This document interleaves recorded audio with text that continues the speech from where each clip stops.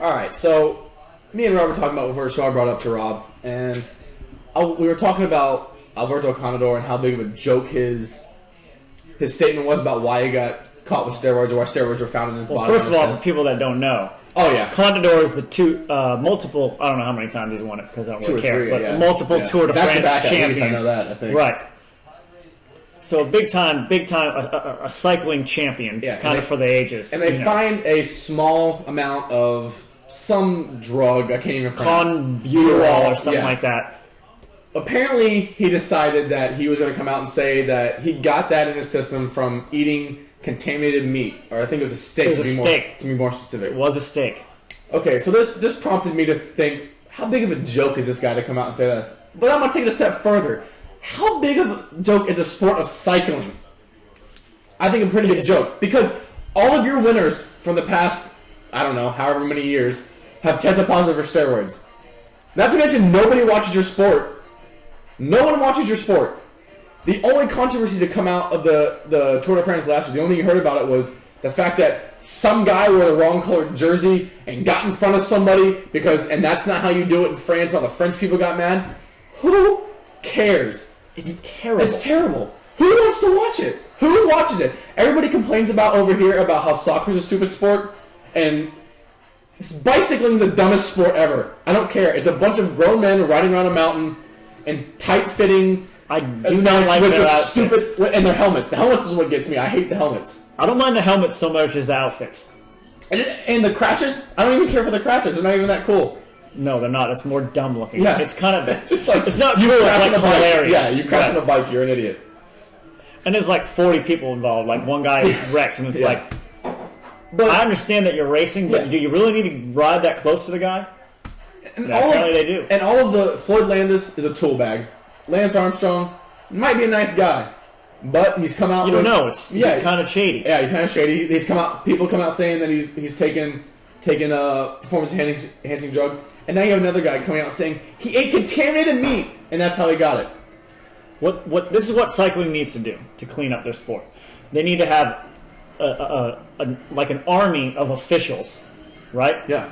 The USADA, or whatever you want to call them, the anti-doping agency. And what they need to do is they need to go into hospitals, and as kids are being born, ask the parents, do you think your son has a chance to be a professional cyclist when he grows up? And then just follow that kid around for his entire life to make sure that he doesn't do steroids. Yeah, I mean, that's really because otherwise they're going to do them. I just don't understand it. Every single guy.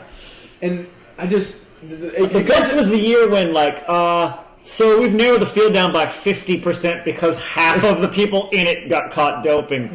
But is winning the Tour de France that big of a deal? You need to cheat in it? Is it that big of a deal when it comes down to it? I don't even know. The prestige isn't there.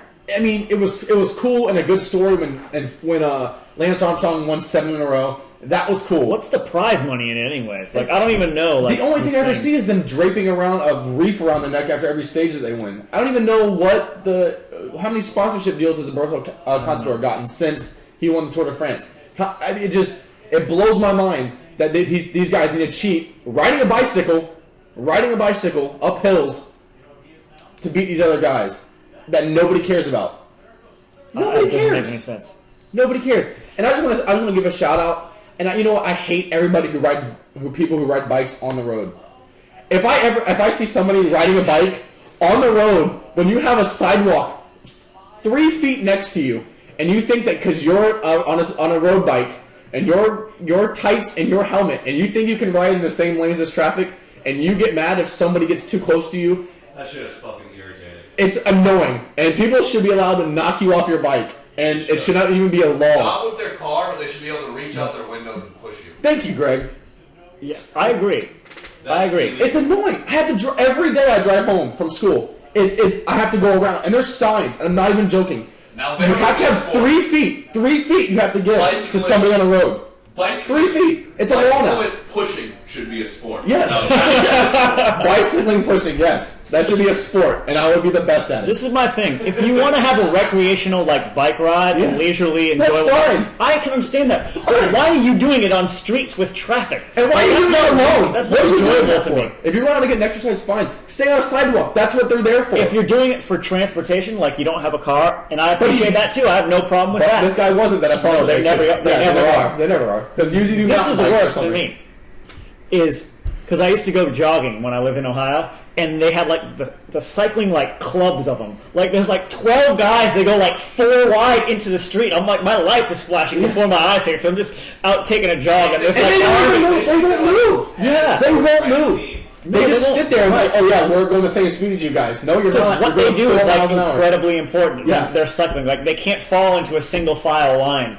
Like you know. To not take up the entire for a street. minute while so I can get around you. I'm like running. There's like cars coming both directions. There's like, 4 wide cyclists going like in their full uniforms and all that. But because these guys are I on have road to like bikes. dive into the bushes so I don't get run over by a car here. Oh, you're on a road bike? Oh, I'm sorry, bud. Yeah. I'm sorry. Let me get around you and let me appease everything about you. It's crazy. It's crazy. We're gonna if there's some sort of cyclist action group that wants to come after us and bring it. Yeah, I'd love to make fun of you. Yeah, I'd love to make fun of you. I just when it comes down to it, when it comes down to cycling, the only question I have is who cares?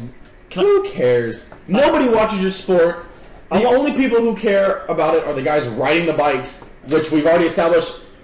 I would put a percentage on it. 85% are probably tool bags. So at least 85%. And I'm being generous right now with that percentage because I haven't done research to back that up. I don't know why. But nobody cares except the guys that are in the race. And the cycling committee, how are you even coming out and I don't even know how there's a cycling committee. It's a joke. They're all doing steroids. Yeah, they're all doing them. Why bother even testing people? Just allow it at that point. Or just don't. We're gonna ban ban everyone. Like I don't even. It's just crazy. Just don't even have the sport at all. That's what I think.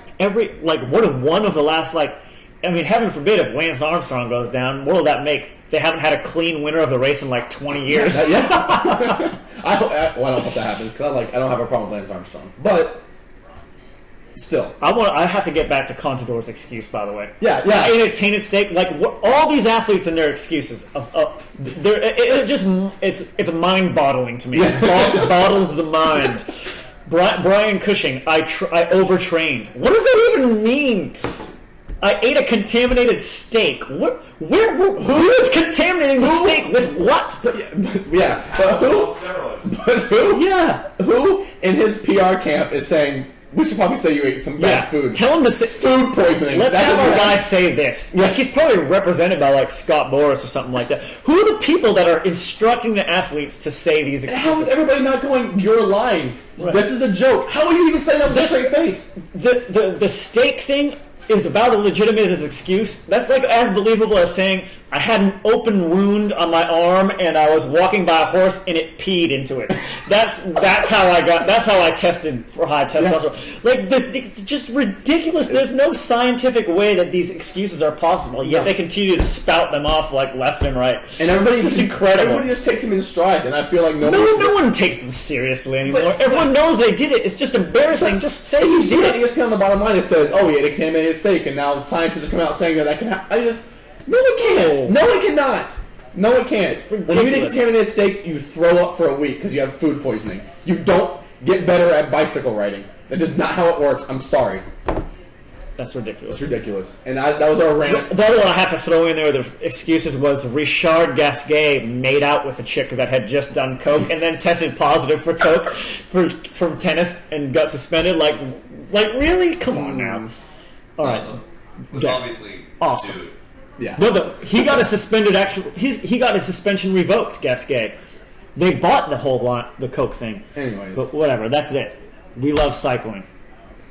That's it. We're going off the air for the night after that one. Yeah. We're done.